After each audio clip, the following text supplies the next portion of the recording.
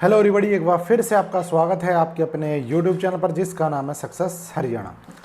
तो देखो, ये वीडियो वही state account service SAS exam जो होता है उसके बारे में है। अगर आप हरियाणा सरकार के कर्मचारी हो और आप इस एग्ज़ाम को देने के लिए मतलब एलिजिबिलिटी रखते हो या आपकी इच्छा है, तो इसके बारे में जानकारी मतलब बहुत ही कम जानकारी मिलती है, क्योंकि जिनको जानकारी होती है वो बताते नहीं हैं और YouTube वगैरह पे इतनी उपलब्ध है नहीं इस चीज़ के बारे में।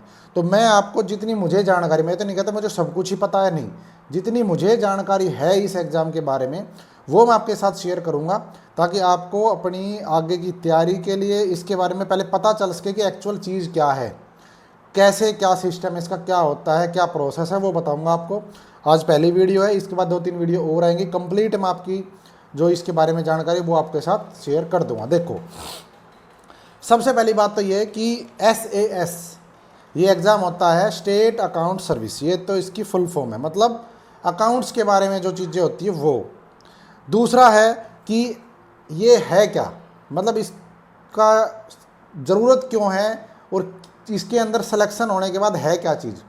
तो देखो, SAS का एग्ज़ाम पार्ट 1 पार्ट 2 दो उसमें होता है, जो क्लियर कर देता है, यानी कि जिनका फाइनल सिलेक्शन होता है। अभी ये वहाँ तक पहुँचने में टाइम लगेगा, लेकिन मैं डायरेक्ट वहाँ पे लेके चलता हूँ कि चीज़ क्या है। तो जो सिलेक्शन लेते हैं तो उनकी पहली जो पोस्ट होती है वो मिलती है SO। आपने पढ़ा, अकाउंट में भी सुना होगा, सॉरी अपने डिपार्टमेंट में भी सुना होगा कि SO से बिल वेरीफाई करवाना है, SO ने ऑब्जेक्शन लगा दिया, ये चीज़ें, वो यही SO है। SO मतलब सेक्शन ऑफिसर, ये होता है पहला लेवल 7 की पोस्ट है, ग्रुप B की पोस्ट है, गजटेड पोस्ट है, पावरफुल पोस्ट है। इसके बाद अगला प्रमोशन होता है AO account officer, class 1 officer हो जाता है अकाउंट ऑफिसर। उसके बाद हो जाता है सीनियर अकाउंट ऑफिसर, और उसके बाद प्रमोशन होकर बनता है चीफ अकाउंट ऑफिसर। इस तरीके से ये पैटर्न चलता है, ठीक है। अब है ये जो पोस्ट बताई चारों, ये फाइनेंस डिपार्टमेंट के अंडर होती है, और जो ये एग्ज़ाम है वो भी फाइनेंस डिपार्टमेंट ही करवाता है, ठीक है जी। इनका स्टेट लेवल का एक कैडर होता है, जिसमें मतलब चलो आगे बताऊंगा। तो जो ये SO AO जो भी हैं, ये सारे डिपार्टमेंट में, सभी डिपार्टमेंट, बोर्ड, कॉरपोरेशन, निगम, रजिस्ट्रार, हाई कोर्ट के जो कोर्ट, सबऑर्डिनेट कोर्ट्स वगैरह है, तो सब में 5-5 साल के लिए इनका डेपुटेशन कर लो या अलोटेशन लगा, कुछ भी कह लो, 5-5 साल के लिए जो है फाइनेंस डिपार्टमेंट इनको भेजता है सब के अंदर। ये नहीं केवल डिपार्टमेंट, बोर्ड, निगम, कॉरपोरेशन में भी होता है, और स्टेट कैडर का होता है। 5 साल से ज़्यादा एक जगह नहीं रहते, और सैलरी इनकी जिस डिपार्टमेंट में जाएंगे वही डिपार्टमेंट देता है, ये इसमें प्रोसेस है। तो ये तो हो गया इसका छोटा सा ब्रीफली क्या चीज़ है। दूसरा बात करें कि इसकी एलिजिबिलिटी है क्या, कौन इसका एग्ज़ाम दे सकता है, क्या इसका योग्यता है, क्या क्वालिफिकेशन है, वो चीज़ बताऊंगा। सबसे पहली बात तो ये एग्ज़ाम केवल ग्रुप A, ग्रुप B और ग्रुप C वाले एम्प्लॉय दे सकते हैं। ग्रुप D के एम्प्लॉय इस एग्ज़ाम को नहीं दे सकते। क्यों? क्योंकि ये 2018 वाला बैच आया, उससे पहले की अगर बात करें तो इतने एजुकेटेड ग्रुप D में नहीं आते थे। 2018 से पैटर्न बदला है, डिमांड भी कर रखी है, होगा कब होगा तो पता नहीं, इसीलिए पहले से ये रूल बना हुआ है कि भाई ग्रुप D वाले एग्ज़ाम नहीं देंगे, क्योंकि वो ग्रुप D के जो एम्प्लॉय होते थे उनके पास वो क्वालिफिकेशन ही नहीं होती थी। ग्रेजुएशन चाहिए इसमें, वो क्वालिफिकेशन वहाँ पे होती नहीं थी, ना इतना पढ़े लिखे होते थे, वैसे पहले कच्चे लगा दिए फिर पक्के कर दिए, ये सिस्टम होता था पहले, तो इसलिए ग्रुप D को अलग रखा है। तो आज भी वही रूल है, ग्रुप A, B और C वाला एग्ज़ाम दे सकते हैं, लेकिन ये नहीं कि आप लगे और एग्ज़ाम दे दिया, नहीं। इसके लिए मिनिमम 3 साल की सर्विस होनी चाहिए आपकी, ग्रुप A, B, C, या तो कंबाइन हो या अकेले हो। मान लो कोई क्लर्क लग गया, ठीक है, तो 3 साल के बाद दे सकता है। कोई ग्रुप B में कोई SD वगैरह लग गया, वो भी दे सकता है। तो इस तरीके से तीनों मिला के हो चाहे आपकी अलग अलग हो, 3 साल की मिनिमम सर्विस होनी चाहिए। लेकिन एक डिपार्टमेंट है लोकल ऑडिट, अभी आपने देखा होगा CET में भी आया था लोकल ऑडिट, उसमें पोस्ट थी ऑडिटर। अगर कोई बंदा लोकल ऑडिट में ऑडिटर की पोस्ट पे लगा है, अभी लगा हो चाहे पहले का लगा हो, तो उस पोस्ट पे जो बंदा है उसके लिए केवल 1 साल की सर्विस होनी चाहिए, केवल वो एक्सेप्शन है। क्यों? क्योंकि वो ऑलरेडी अकाउंट से रिलेटेड काम करते हैं। इसलिए जो लोकल ऑडिट डिपार्टमेंट है उसके जो ऑडिटर हैं उनके लिए 1 साल की मिनिमम सर्विस चाहिए इस एग्ज़ाम को देने के लिए, और जो बाकी पोस्टें हैं ग्रुप ए बी सी की, उनको 3 साल की सर्विस होनी चाहिए। ये तो बात है इसकी सर्विस की। दूसरा, इसकी क्वालिफिकेशन, आपके पास बैचलर डिग्री होनी चाहिए, मिनिमम बैचलर डिग्री आपके पास होनी चाहिए, किसी भी स्ट्रीम से हो, कोई दिक्कत नहीं है। क्लियर है। दूसरा, आपके पास पिछले 10 साल की एसीआर देखी जाएगी और 10 साल में 70% एसीआर आपकी अच्छी होनी चाहिए। अब कहोगे जी जब 3 साल की सर्विस चाहिए तो 10 एसीआर कहाँ से आएगी? तो सीधी सी बात है, जब 3 साल की अगर सर्विस है तो 3 साल की देखेंगे, 4 साल की तो 4 साल। अगर कोई बंदा 10 साल की सर्विस, क्योंकि ऐसा भी हो सकता है कि 3 साल की सर्विस आपने करी और आपकी एक एसीआर ख़राब कर दी तो आप एलिजिबल नहीं हो। लेकिन ऐसा भी हो सकता है कि आप तैयारी कर रहे हो, आप सोचो कि यार चलो कोई नहीं 2 साल के बाद देखूंगा। तो इस तरीके से लास्ट 10 साल की अगर सर्विस है तो उसमें से 70% एसीआर ठीक होनी चाहिए, यानी कि 7 एसीआर अच्छी होनी चाहिए आपकी। 3 एसीआर ख़राब भी है तो चलेगा। लेकिन अगर 10 साल के कम की सर्विस है आपकी, आप इस पेपर में अपीयर हो रहे हो, तो जितनी सर्विस है उतनी एसीआर देखी जाएगी। समझ गए? क्लियर? तो ये एलिजिबिलिटी होगी, एसीआर 70% अच्छी हो, ग्रेजुएशन हो और मिनिमम 3 साल की सर्विस हो, ये इसकी एलिजिबिलिटी है। अब आ जाओ आगे। अब है जी इसका, हाँ, अगर बात करें कि फॉर्म निकलते कब हैं इसके, तो देखो ये कोई तय समय नहीं है फॉर्म कब निकलेंगे।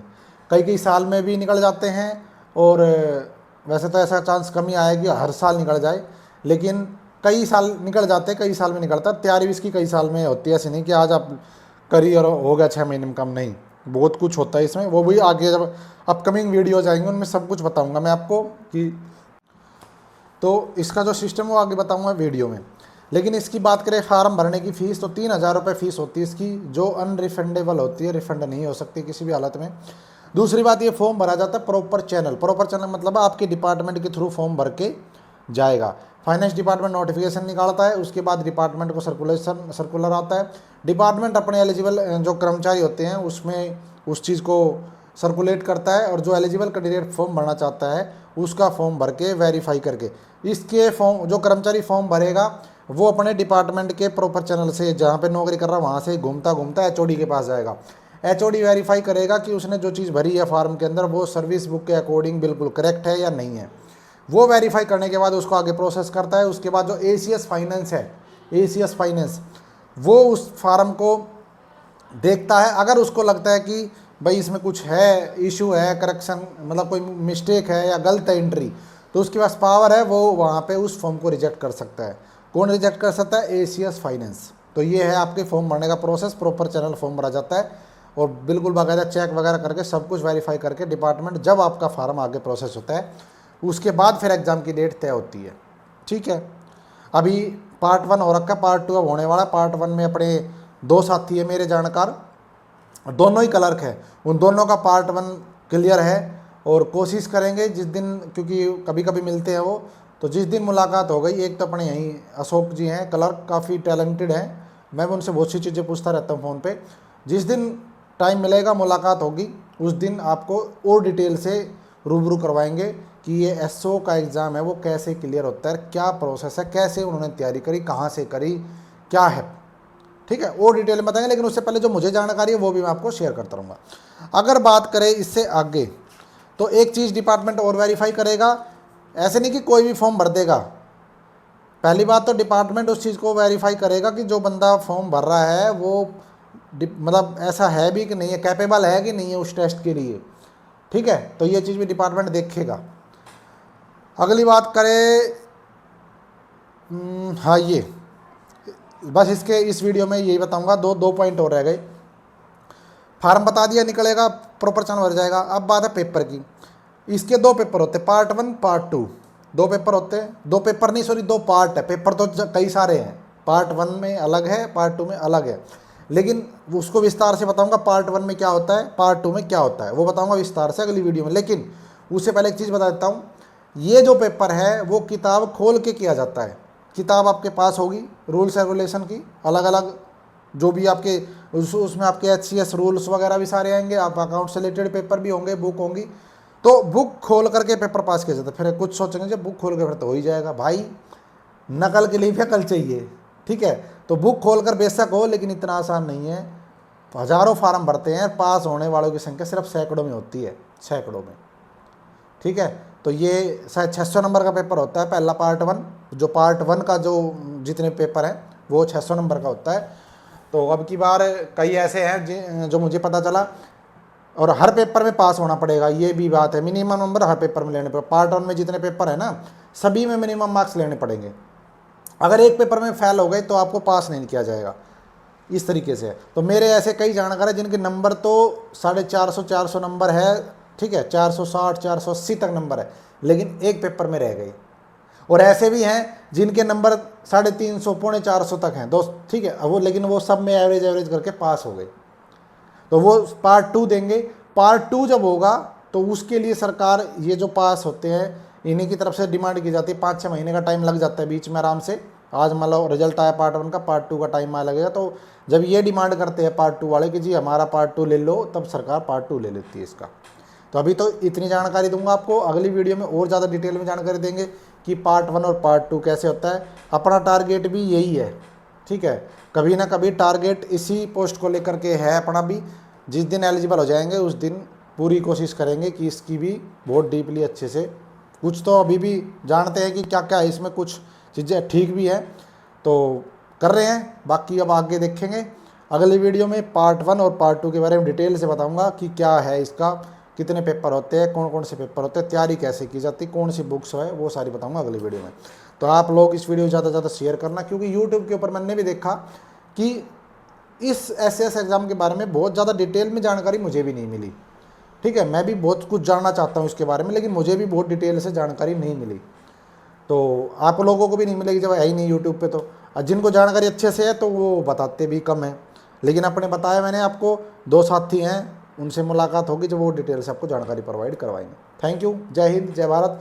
मेरे साथ जुड़ जाना। 15,000 कर्मचारी मेरे साथ जुड़ चुके हैं टेलीग्राम पे, वहाँ पे भी मैं चीज़ें इनके बारे में बताऊँगा। और टेलीग्राम और व्हाट्सअप और फेसबुक और आपका यूट्यूब, सारी जगह हर चीज़ की जो है शेयरिंग करता हूँ मैं, तो आप जुड़ जाना। थैंक यू, जय हिंद।